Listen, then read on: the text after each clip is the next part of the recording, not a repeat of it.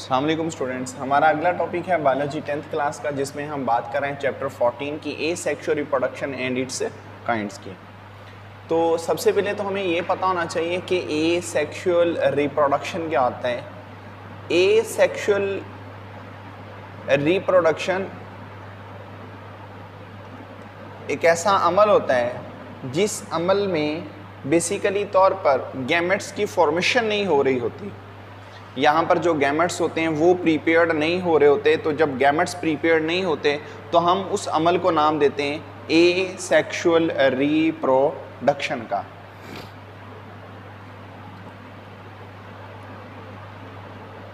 Without gamete formation, यहाँ पर gametes की फॉर्मेशन नहीं होती। और सेकेंडली ये आइडेंटिकल्स होते हैं to their parents. Identicals to their parents, ये अपने पेरेंट जैसे होते हैं, सिमिलर होते हैं। आइडेंटिकल का माने सिमिलर होते हैं। तो ये वाली हमारे पास एसेक्सुअल रिप्रोडक्शन बनती हैं। अब इनकी डिफरेंट काइंड्स होती हैं। सबसे पहली जो काइंड है वो है बाइनरी फिशन।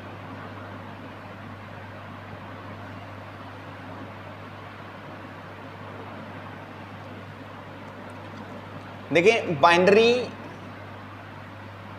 इसका मानी होता है टू।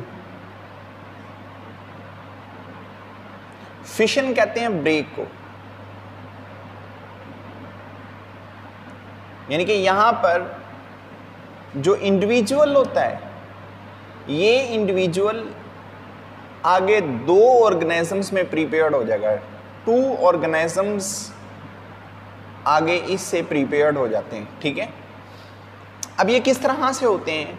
जो असल में पेरेंट बॉडी होता है, पेरेंट बॉडी, इस पेरेंट बॉडी के अंदर जेनेटिक मटेरियल होता है। वो जो जेनेटिक मटेरियल है उसे डीएनए कहते हैं। सबसे पहले ये डीएनए जो सा होता है ये कॉपी हो जाता है। जब डीएनए कॉपी होता है इसका मतलब है जेनेटिक मटेरियल कॉपी हो गया। ये पेरेंट की बॉडी के अंदर ही कॉपी होना शुरू हो जाता है। अब पेरेंट की बॉडी के अंदर एक की बजाय दो डीएनए बन जाते हैं। सपोज किस तरह से, हमारे पास ये एक बैक्टीरिया है। बैक्टीरिया बाइनरी फिशन के अमल से डिवाइड हो जाते हैं। ये इनका जेनेटिक मटेरियल है। अब ये बैक्टीरिया क्या करता है? सबसे पहले इसका जो पेरेंट बॉडी होता है उस पेरेंट बॉडी के अंदर ही इसका जेनेटिक मटेरियल डुप्लीकेट हो जाता है। अब यहाँ पर दो जेनेटिक मटेरियल बन जाते हैं। ये इसका पेरेंट बॉडी आ गया, ये इसका जेनेटिक मटेरियल है जिसे हम नाम दे रहे हैं डीएनए का। अब यहाँ पर क्या हो जाती है? डुप्लीकेशन हो जाती है। डुप्लीकेशन के नतीजे में यहाँ पर दो डीएनए प्रीपेयर्ड हो जाते हैं। अब फिर क्या होता है? अब इसके बाद जो पेरेंट बॉडी होता है उसकी जो मेम्ब्रेन होती है वो अंदर को इनवेजिनेट होती है। ऐसे ये यहाँ पर क्या हो रही है? इनवेजिनेशन।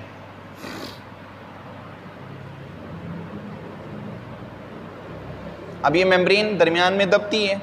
एक डीएनए यहाँ पर पड़ा होता है, दूसरा डीएनए यहाँ पर पड़ा होता है। ये मेम्ब्रेन आहिस्ता आहिस्ता नीचे को आनी शुरू हो जाती है। ठीक है, अब किस तरह से ये नीचे आती है?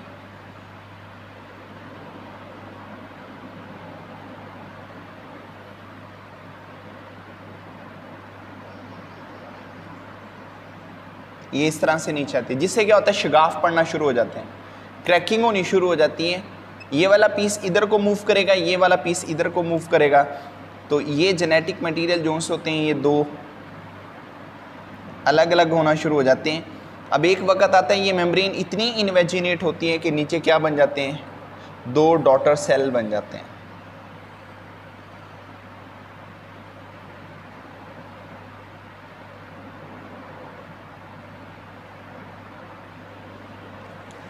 ये डॉटर सेल बन गए।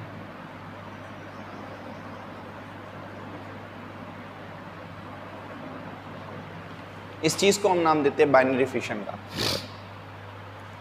बाइनरी फिशन दोनों सेल्स में होती है, प्रोकैरियोटिक्स में भी और यूकैरियोटिक में भी। यूकैरियोटिक की जो बाइनरी फिशन होती है उसमें माइटोसिस होती है, लेकिन इनमें माइटोसिस नहीं होती। जो प्रोकैरियोट्स होती हैं इनके अंदर माइटोसिस नहीं होती। इनका ये स्पेशल एक मैकेनिज्म है जिसे हम बाइनरी फिशन कहते हैं, ठीक है। तो यूकैरियोट के अंदर माइटोसिस होती है। तो यहाँ पर अगर हम इनकी एग्जाम्पल काउंट कर लें तो यहाँ पर आ जाता है प्लेनेरिया भी ऐसे ही करते हैं, फिर इसके बाद अमीबा भी ऐसे ही करते हैं।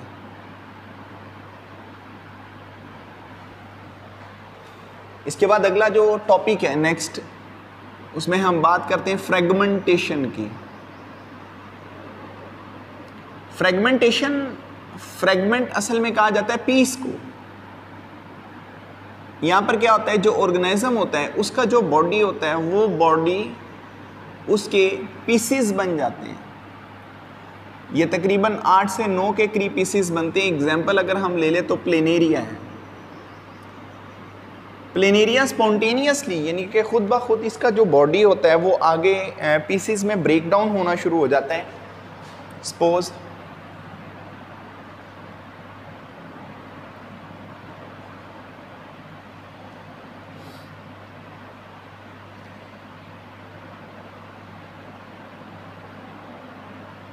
ये हमारे पास प्लेनेरिया, अब इसका बॉडी ब्रेक डाउन होना शुरू हो जाएगा, ये इसके पीसेस बनने लग जाएंगे,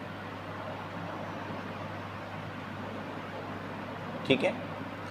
तकरीबन ये 5 पीस बन चुके हैं, ये 5 पीसेस नेक्स्ट 5 इंडिविजुअल्स बना देंगे,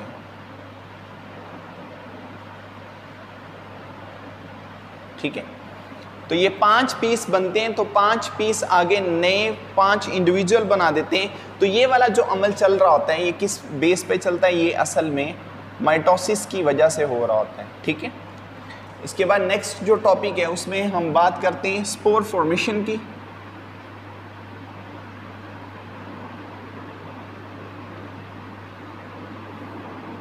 स्पोर फॉर्मेशन ये तरीकाकार भी माइटोसिस की बेस पे होता है।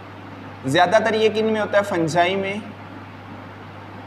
और इसके बाद बैक्टीरिया की कुछ ऐसी स्पीशीज़ हैं जो बेसिकली तौर पर स्पोर की फॉर्मेशन करके नेक्स्ट जनरेशन प्रिपेयर करते हैं। फंजाई की स्पोर फॉर्मेशंस की अगर हम बात करें तो फंजाई, इसका जो बॉडी होता है वो कुछ इस तरह का होता है।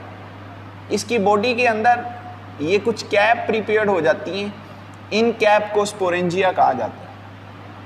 ये एक बॉल होती है, इस बॉल के अंदर ये स्पोर्स होते हैं। ये स्पोर्स माइटोसिस के अमल से आगे नई जनरेशन बनाते हैं। तो जब ये स्पोर फॉर्मेशन करते हैं, बेसिकली तौर पर स्पोर फॉर्मेशंस में ये जो फंजाई हैं इनके ऊपर असल में ये एक बॉल प्रिपेयर्ड हो जाती है। इस बॉल को नाम दिया जाता है स्पोरेंजिया का। इस स्पोरेंजिया के बाहर ये वाली जो वॉल है इसे स्पोरेंजियल वॉल कहते हैं। ये वॉल असल में एक रेजिस्टिव स्ट्रक्चर होती है, जिसकी वजह से क्या होता है कि जो अंदर की तरफ ये रिप्रोडक्टिव स्ट्रक्चर्स होती हैं जिन्हें हम स्पोर का नाम दे रहे हैं, ये स्पोर डैमेज नहीं होते। फेवरेबल कंडीशन में ये वॉल रप्चर हो जाती है। जब ये रप्चर हो जाती है तो ये जितने भी स्पोर होते हैं ये यहाँ से बाहर निकल आते हैं। ये सारे स्पोर जो होते हैं ना ये बाहर निकल आएंगे। अब ये जो स्पोर बने हुए होते हैं इनके पास एक सेकंड रेजिस्टेंस स्ट्रक्चर होती है। इनके सपोज दैट ये आपके पास स्पोर आ गया, इस स्पोर के बाहर भी एक वॉल होती है, इसे सिस्ट कहते हैं। ये अंदर की तरफ इसके क्या है, रिप्रोडक्टिव स्ट्रक्चर है जिसे स्पोर कहते हैं, और बाहर की जानिब इसके पास क्या होती है, ये सिस्ट एक कवरिंग है। ये कवरिंग इसे अनफेवरेबल कंडीशन में प्रोटेक्ट करती है कि कहीं इसके अंदर से जो पानी है वो डेसिकेट ना हो जाए, इसके अंदर जो एक स्पोर, एक एम्ब्रियो प्रिपेयर्ड होना है कहीं वो डैमेज ना हो जाए, ठीक है। एक तो ये हो गया, ये फंजाई के अंदर होती है। एग्जाम्पल ले लें जो फंजाई बेसिकली इस तरह से काम करती है। तकरीबन सभी फंजाई की कैटेगरीज यही काम करती हैं। राइजोपस की बात कर लें, यीस्ट की बात कर लें, एस्कोमाइकोटा की बात कर लें, ये सारी यही कंडीशन अप्लाई करती हैं। इसके बाद जो बैक्टीरिया हैं उनकी भी कुछ कैटेगरीज हैं। तो बैक्टीरिया की बात कर लें,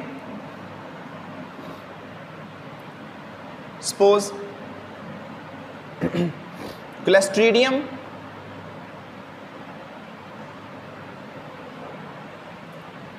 ये असल में ऐसे बैक्टीरिया की काइंड्स होती हैं जो क्या करते हैं, स्पोर्स के ज़रिए से रिप्रोड्यूस करते हैं। अब ये स्पोर के ज़रिए से किस तरह से रिप्रोड्यूस करते हैं, जो पेरेंट बॉडी होता है, ये पेरेंट बॉडी अपने अंदर बेसिकली तौर पर जो जेनेटिक मटेरियल होता है उसे इकट्ठा करके एक स्पोर प्रिपेयर कर लेते हैं। अब इस स्पोर के अंदर बेसिकली तौर पर क्या होता है, ये स्पोर बन गया, इस स्पोर के अंदर जेनेटिकली मटेरियल भी मौजूद होता है जिसे नाम दिया जा रहा होता है डीएनए, वो यहाँ पर होता है। ये असल में पेरेंट बॉडी होता है। ये पेरेंट बॉडी इसे प्रोटेक्ट करता है अनफेवरेबल कंडीशन में। जब इसे अनफेवरेबल कंडीशन में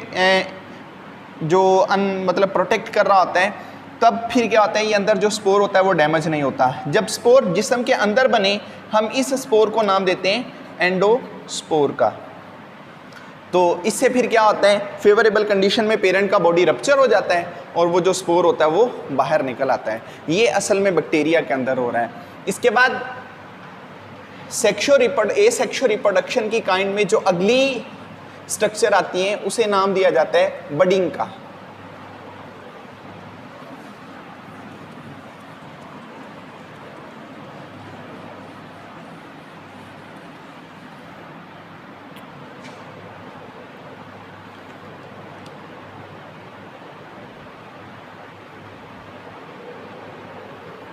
बडिंग, इसमें क्या होता है, एक आउट ग्रोथ बनती है।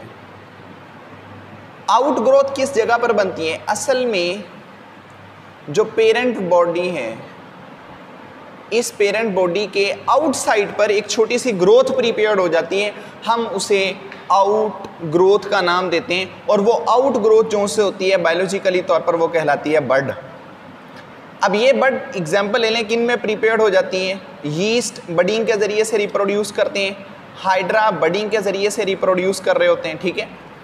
अब होता ये है कि इनके अंदर एक पेरेंट सेल होता है या पेरेंट बॉडी होता है। सपोज दैट ये पेरेंट बॉडी, उसके अंदर ये इसका न्यूक्लियस आ गया। अब ये पेरेंट जो बॉडी होता है, इस पेरेंट बॉडी के आउटसाइड पर एक आउट ग्रोथ प्रिपेयर्ड हो जाती है। अब आउट ग्रोथ प्रिपेयर्ड होती है तो उतनी देर में ये क्या होता है कि यहाँ पर जो न्यूक्लियस होता है वो डिवाइड होकर आगे डुप्लीकेट हो जाता है, दो बन जाते हैं। फिर क्या होता है, अब जो ये आउट ग्रोथ प्रिपेयर्ड हुई होती है, इस आउट ग्रोथ के अंदर कुछ साइटोप्लाज्म भी यहाँ पर चला जाता है और जो न्यूक्लियस होता है वो यहाँ आना शुरू हो जाता है। अब एक न्यूक्लियस इस पेरेंट बॉडी के अंदर पड़ा हुआ होता है, दूसरा न्यूक्लियस जो सा होता है वो यहाँ चला जाता है। फिर क्या होता है, मेम्ब्रेन इन्वेजिनेशन होती है और उस इन्वेजिनेशन के मुताबिक फिर क्या होता है, ये ऊपर वाली साइड पर एक कंप्लीट आउट ग्रोथ बन जाती है। अब इसको हम नाम देते हैं किसका, डॉटर सेल का। ये डॉटर सेल होता है। अब वक्त गुजरने के साथ साथ ये डॉटर सेल यहाँ से क्या हो जाएगा, डिटैच हो जाता है। जब ये डिटैच हो जाता है, ये सेपरेट होके अब आगे मज़ीद डिवाइड करना शुरू कर देता है। हम इस चीज़ को बडिंग का नाम देते हैं। इसके बाद अगला जो इसमें टॉपिक है वो है parthenogenesis.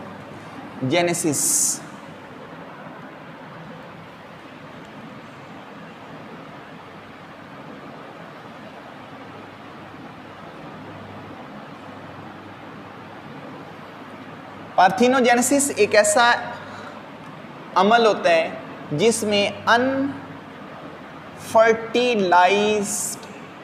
Egg change into an embryo is called parthenogenesis। ये एग्जाम्पल हम काउंट करते हैं किस में, हनी बीज में। हनी बी के अंदर जो बेसिकली तौर पर मेल होता है वो हैप्लॉइड होता है, जबकि जो फीमेल होती हैं वो डिप्लॉइड होती हैं। ये किस तरह से प्रिपेयर करता है, असल में जो स्पर्म्स होते हैं मेल की जानिब वो तो पहले ही हैप्लॉइड होते हैं। अब जो फीमेल होती हैं, जहाँ से एग बेसिकली आने होते हैं, फीमेल जो एग की फॉर्मेशन कर रही है, ये एग हैप्लॉइड होके आगे दो बन जाते हैं, 1n और 1n, जबकि ये स्पर्म पहले ही 1n होता है। ये दोनों आपस में क्रॉस कर जाते हैं। जब इनका आपस में क्रॉस हो जाता है तो फर्टिलाइजेशन के नतीजे में ये फिर एक डिप्लॉइड फीमेल बन जाती है। जबकि ये वाला जो एग होता है ये फर्टिलाइज्ड नहीं होता। जब ये एग फर्टिलाइज्ड नहीं होता तब ये चीज़ आगे जाके क्या बन जाती है, अनफर्टिलाइज्ड एक एम्ब्रियो बन जाता है। हम उस चीज़ को नाम देते हैं पार्थिनोजेनेसिस का। ठीक है, इसके बाद हमारा नेक्स्ट टॉपिक होगा वेजिटेटिव प्रोपागेशंस में, वो प्लांट्स के हवाले से है, वो हम अगले लेक्चर के अंदर उसकी बात करेंगे।